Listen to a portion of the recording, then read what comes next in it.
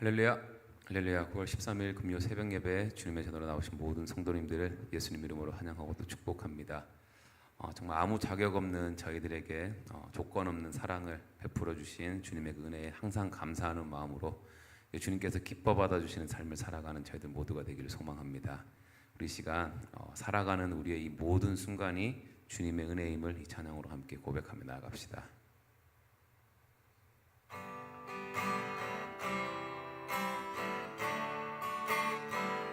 주 나의 모습 보내, 주 나의 모습 보내, 상한 나의 맘 보시네. 주 나의 눈물 안에 홀로 울던 맘 아시네. 주 사랑 내게 있네. 주 사랑 내게 있네. 그 사랑이 날 채우네. 주 은혜 내게 있네. 그 은혜로 날 세우네. 세상 소망 다 사라져가도 주의 사랑은 끝이 없으니 살아가는 이 모든 순간이 주 은혜임을 나는 믿네. 다시 한번 고백합시다.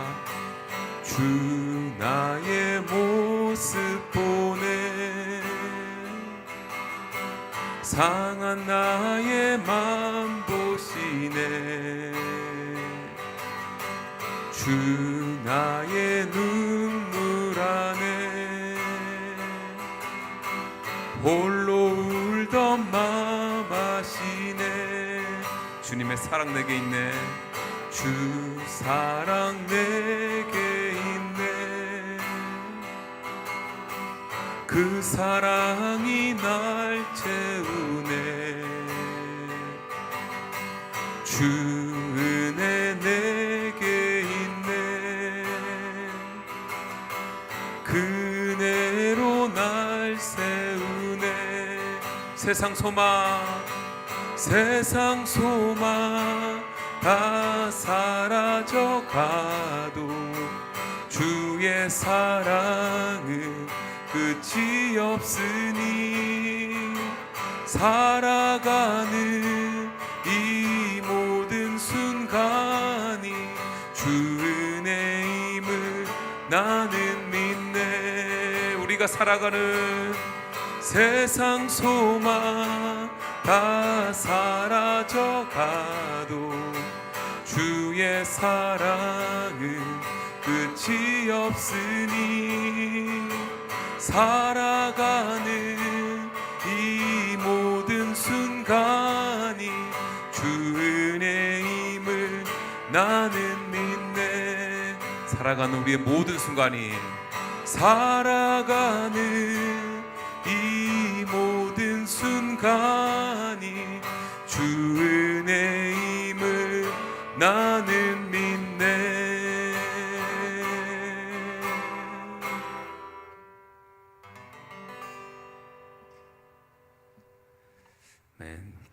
기도하겠습니다. 사랑과 은혜 하나님 아버지, 오늘도 저희들에게 귀한 하루 허락하시고 이 새벽 주님의 전으로 저희를 인도하여 주셔서 하나님을 찬양하고 또 그 크신 은혜를 사모할 수 있게 하심을 감사드립니다. 아버지, 시간 드려지는 예배를 통해서 저희를 향하신 하나님의 그 귀하신 뜻과 계획을 깨닫고 저희들이 살아가는 동안 우리 마음대로 살아가는, 세상이 원하는 길로 가지 않고 우리가 그런 갓길로 가지 않고 오직 십자가의 승리를 노래하며 나아가는 복된 삶을 살아갈 수 있는 그런 귀한 영의 양식을 얻는 은혜의 시간 되게 하여 인도하여 주시옵소서. 아버지, 저희들이 찬양으로 고백하였듯이 살아가는 이 모든 순간이 주님의 은혜임을 믿습니다. 하나님의 그 은혜가 아니면 또 단 하루도 우리가 살아갈 수 없음을 고백합니다. 죄로 이미 죽었던 저희를 예수 그리스도의 보혈로 우리의 죄를 사해 주시고 새 생명을 주신 주님의 그 사랑과 은혜에 날마다 감사하며 이 땅의 진정한 복음의 통로로서 복음의 전달자로서 살아가는 저희들 모두가 되도록 인도하여 주시옵소서. 이 새벽에 저희들이 주님께 간구하며 기도하는 모든 그런 기도의 제목들, 우리의 간구들 하나님의 때와 방법으로 응답하여 주시옵시고, 아버지 저희들 어떤 상황 속에서도 영과 진리로 예배드리며 하나님의 뜻에 순종하며 기쁨으로 나아가는 그런 진정으로 하나님과 동행하는 삶, 하나님의 사역에 동참하는 삶을 살아가는 저희 한빛 성도 모두가 되게 인도하여 주시옵소서. 아버지 시간 병상에 있는 우리 김강무 집사님, 김인근 집사님을 주님께 올려드립니다. 아버지 병중에 있을지라도 육체는 약할지라도 이번 시간을 통해서 더 주님께 말씀과 기도로 가까이 나아가는 귀하고 복된 은혜로운 시간 허락하여 주시옵소서. 특별히 아버지 우리 진수 형제님 너무나도 힘든 시간을 보내고 있습니다. 계속해서 한 마음으로 기도하오니 아버지 시간 진수 형제의 마음을 위로하여 주시옵시고, 무엇보다도 그 상황을 보고 절망하거나 좌절하는 것이 아니라 그 모든 상황을 주관하시는 하나님의 그 귀하신 뜻을 깨닫고 그 뜻에 순종하며 나아가는 믿음의 시간 되게 하여 주시옵시고, 아버지 이번 시간을 통하여서 정말 하나님의 살아 역사하심을 경험하고 아버지 진수 형제가 있는 그 모든 곳에서 복음의 통로로 사용되어지는 귀한 시간 허락하여 주시옵소서.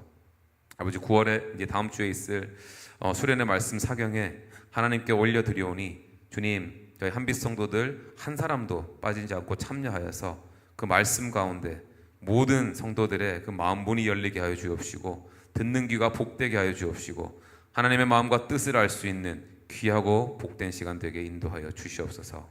말씀을 전하시는 송정명 목사님께도 기름 부어 주시고 그 말씀을 아버지 기도로 준비하며 하나님께서 저희들에게 전하시고자 하는 귀한 메시지가 선포되어지고 하나님의 영으로 채워줄 수 있는 은혜가 넘치는 시간 되게 하여 주시옵소서.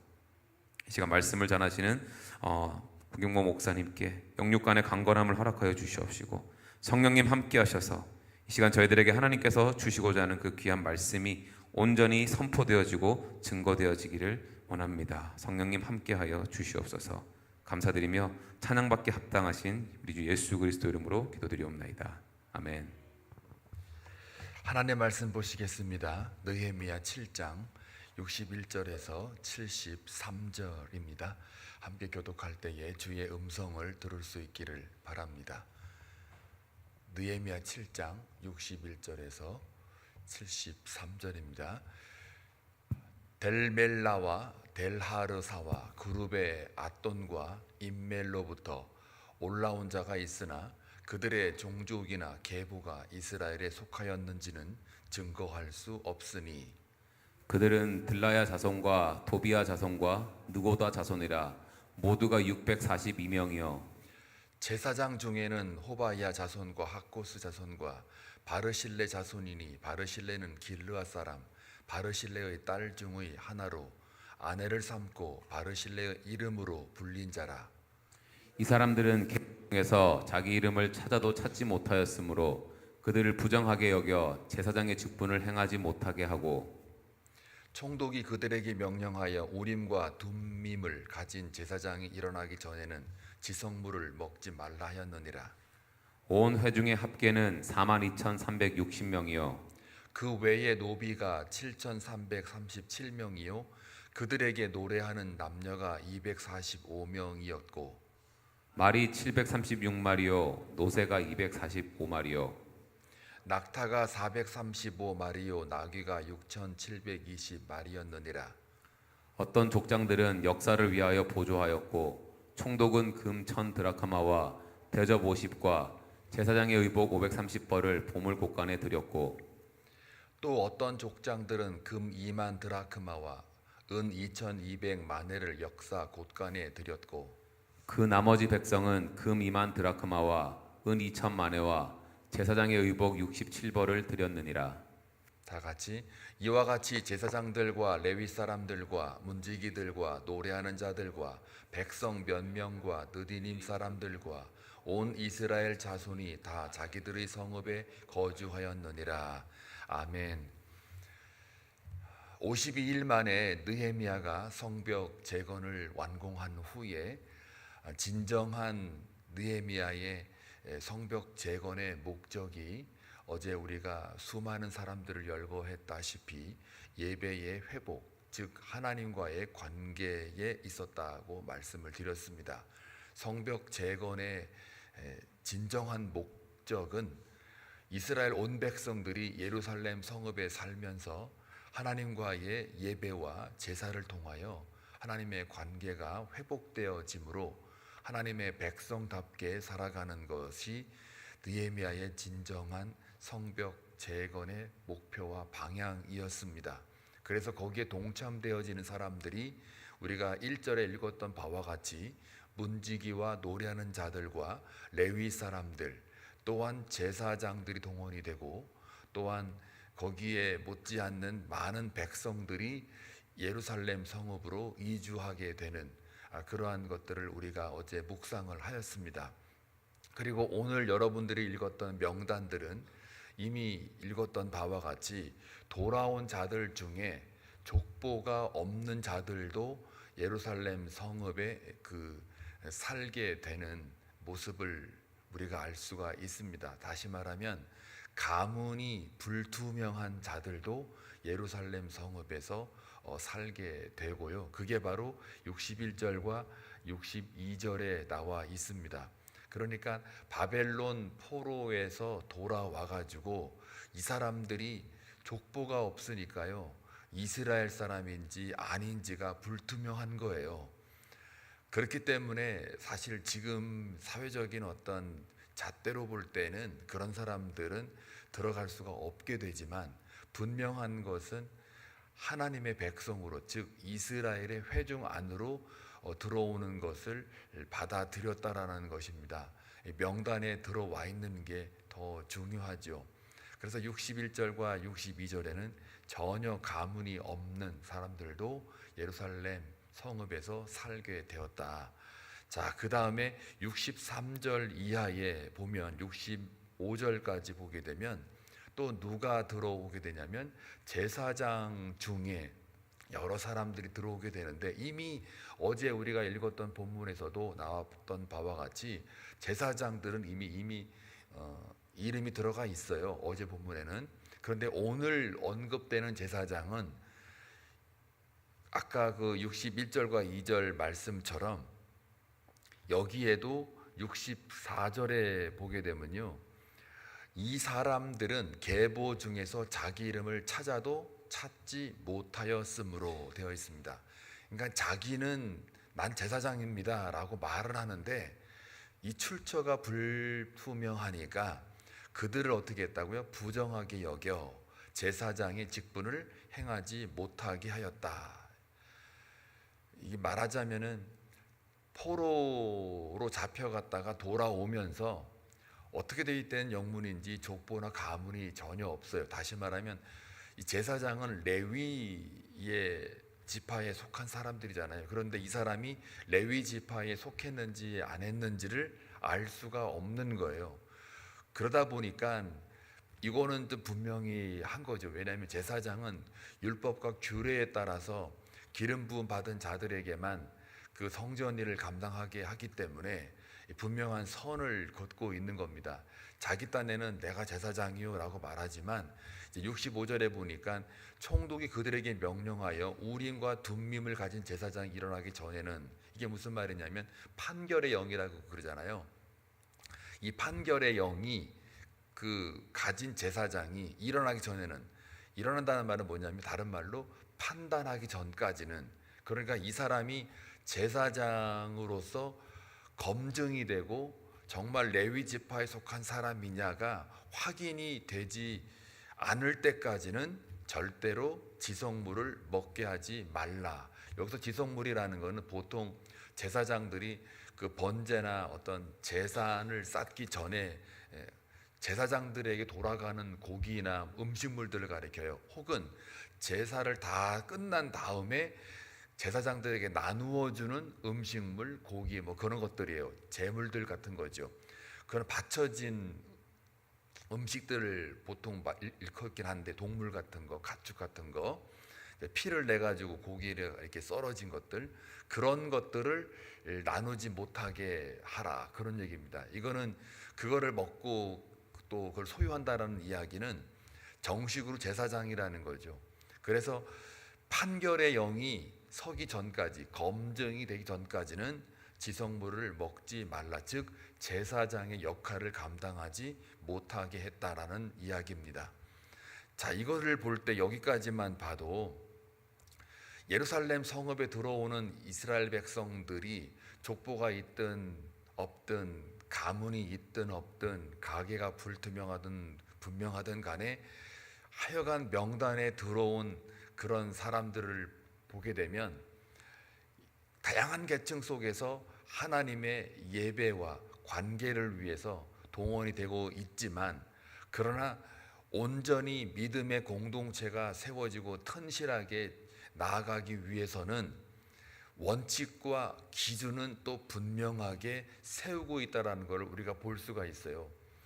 제사장이라고 그래가지고 특히 율법과 규례에 근거하여 이것이 원칙과 기준에 맞지 않으면 절대로 오늘 본문에 나와 있는 바와 같이 제사장으로서 세우지를 않는 거예요.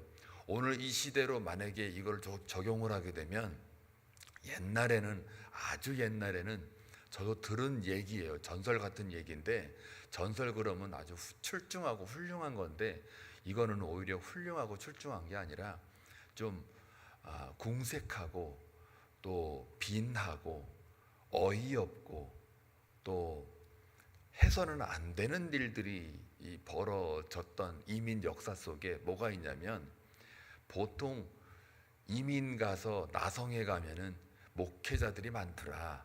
그래서 비행기 타고 오다가 둘이 서로 머리다 안수하고, 당신도 목사요, 나도 목사요, 이래 와가지고 와서 목사 행세를 하는 사람들도 있고, 또 제대로 신학교를 나오지 않고 검증되지 않아서 그냥 좀 뜨거워지고 이러면 그게 그냥 뭐라고 그럴까요? 은사 받았다 그래가지고 마구 그냥 제사장 역할을 하는 그러한 부작용들도 이민교회 역사에 굉장히 많더라고요.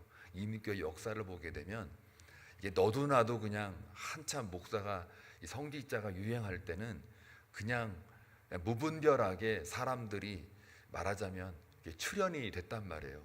그러다가 조금씩 지나가면서 이제 미국의 교육 인가를 받은 신학교가 있는가 하면 아직도 인가받지 못하는 신학교를 나와가지고 그냥 대충 이렇게 6개월짜리, 1년짜리, 보통 MDB를 졸업하려고 그러면 3년이거든요. 3년 끝나고 나면 또 2년 정도는 그 교단에 속해 있는 교회 가서 전도사로 실습을 하고요.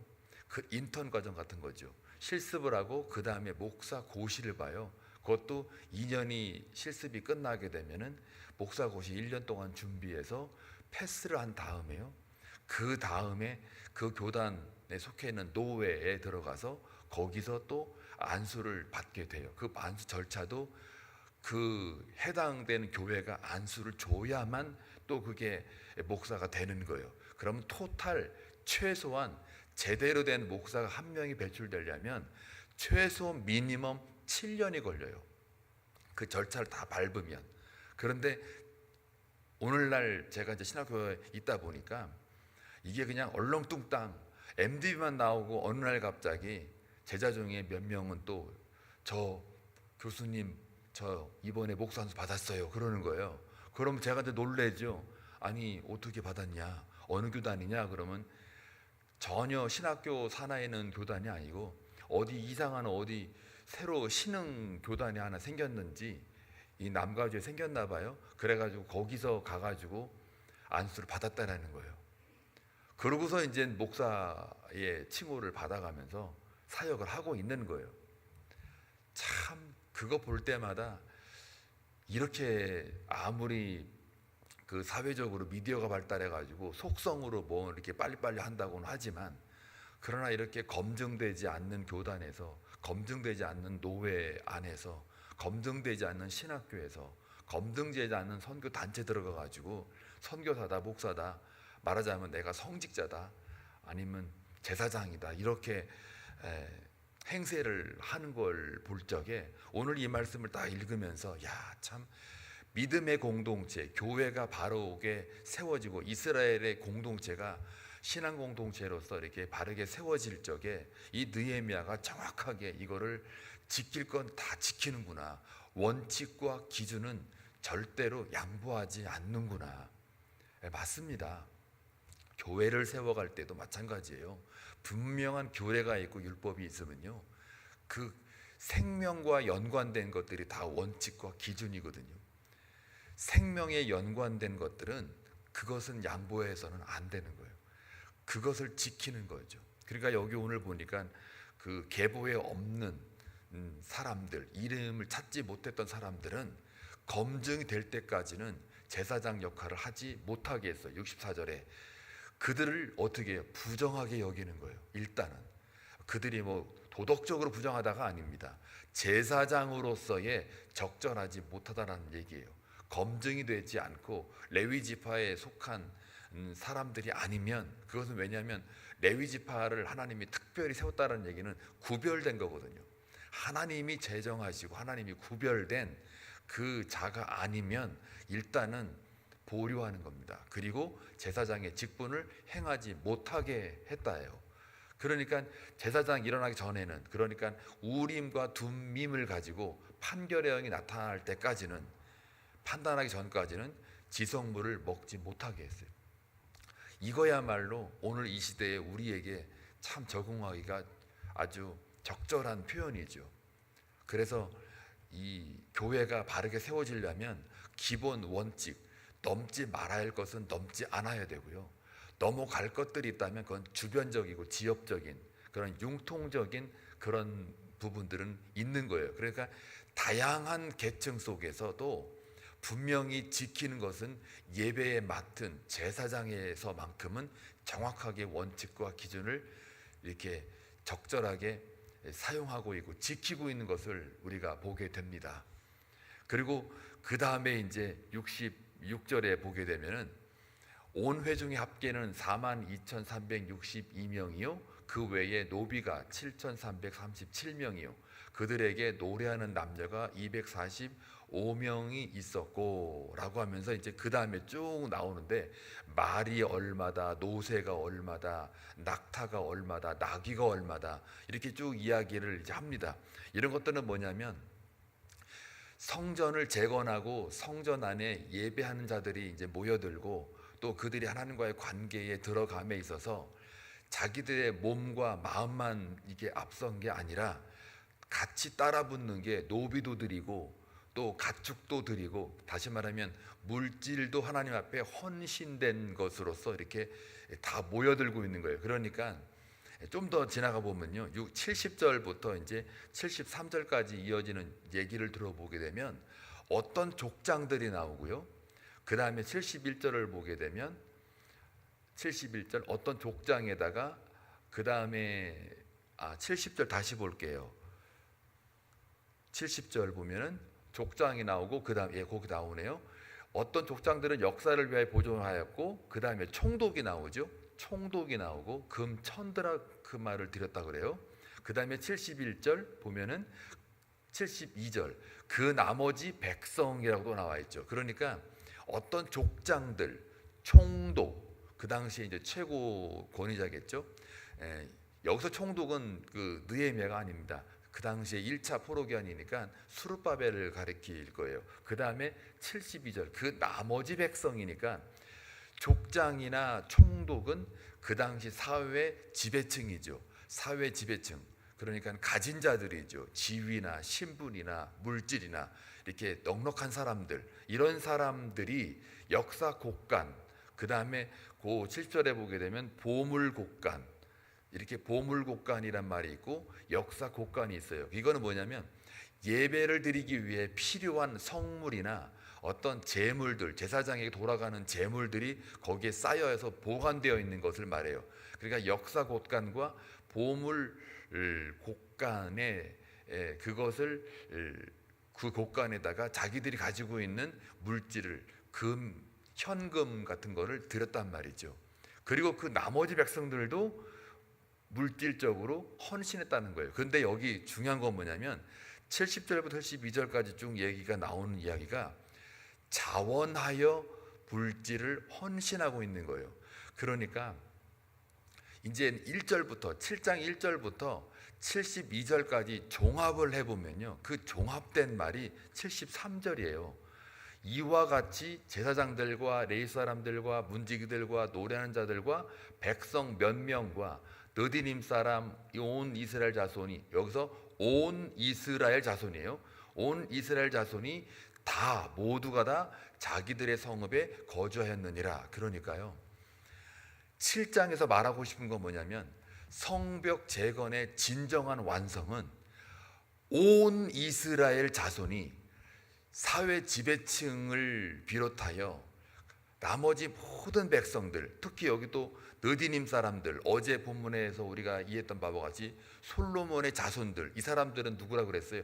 노예에 속한 사람들이었고, 느디님 사람들은 레위 사람들이 성전에 일을 할 적에 나무를 팬다든지 물을 기른다든지 그 가축을 돌본다든지 하여튼 허드렛 일, 아주 뭐라 그럴까, 덜티한, 사람들이 싫어하는 일들 있잖아요. 그런 어떤 막노동 같은 그런 일들을 감당하는 자들이 있어요. 왜냐하면 이방 족속으로서 포로 기간에 같이 이스라엘 백성들과 딸려서 온 사람들이기 때문에 이스라엘 회중에 원래는 못 들어가지만, 그러나 그들도 이렇게 성읍에 들어와 가지고 사는 사람들이거든요. 그게 느디님 사람들이에요.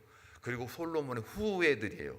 그러니까 그런 어떤 지배층이 아니라 완전히 밑바닥에 있는 사람들까지 모두가 다, 그 다음에 오늘 족보에도 없고 가문에도 없는, 정말 누군지도 모르는 그런 자들도 명단에 들어있다는 것과, 그 다음에 명단에 들어있는 사람들 중에 소위 자칭 제사장이라고 말하지만 그러나 검증되지 않는 그런 사람들조차도 명단에 여기 들어가 있다는 거죠. 그리고 그것만큼 분명한 원칙과 기준을 세워서 튼실한 믿음의 공동체를 세워가는 이 종합적인 모습을 우리가 보게 돼요. 그게 그 한마디가 오늘 73절에 나와 있는 거예요.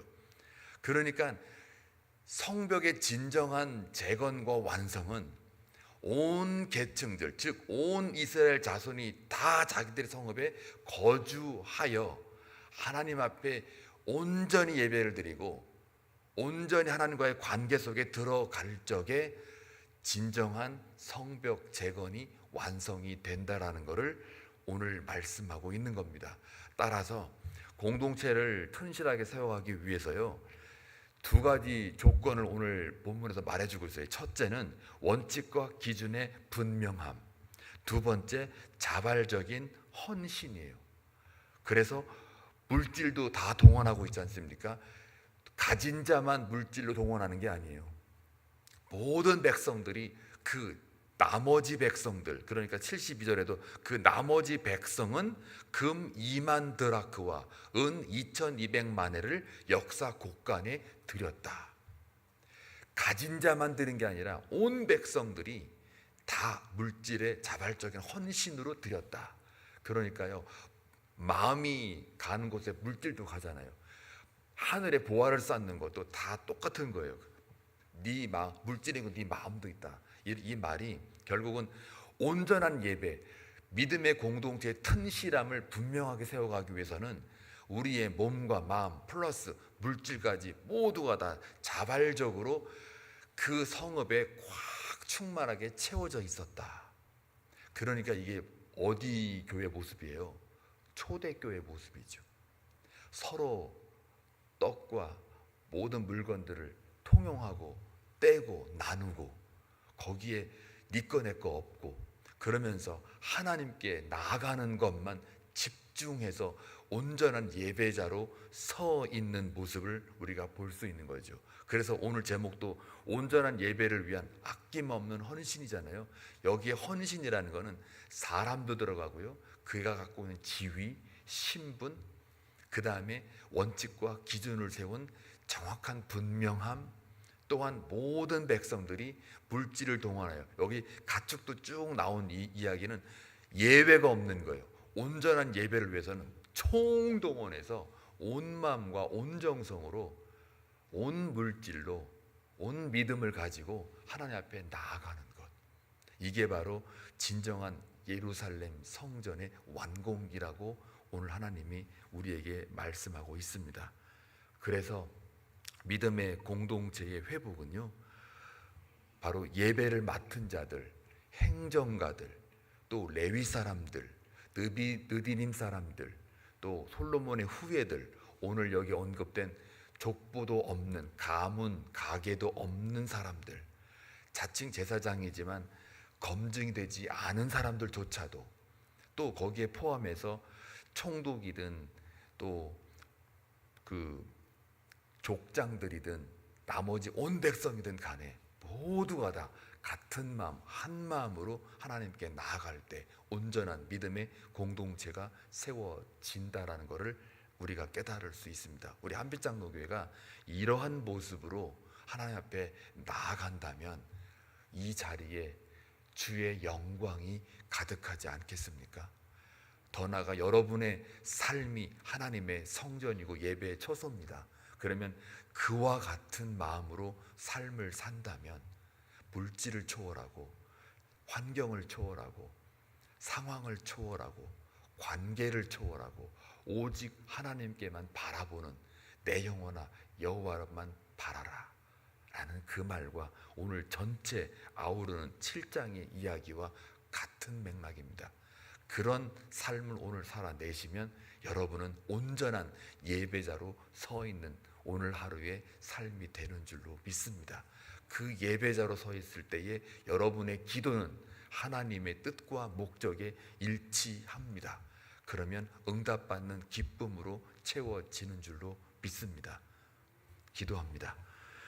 좋으신 하나님 아버지, 오늘 수많은 명단들을 바라보면서 족보가 있든 없든, 가문이 있든 없든, 알려지든 알려지지 않든, 제사장이든 제사장이지 않든, 그러나 분명한 것은 원칙과 기준을 내세울 때는 정확하게 그걸 구별하고 내세우는, 그러면서도 다양한 계층들이 자발적인 헌신을 가지고 희생을 가지고 온전한 예배로 나아가는 이스라엘 온 백성들을 바라보면서 오늘 이 시대를 살아가는 우리에게도, 특히 한빛 성도들에게도 이와 같은 은혜가 있기를 원합니다.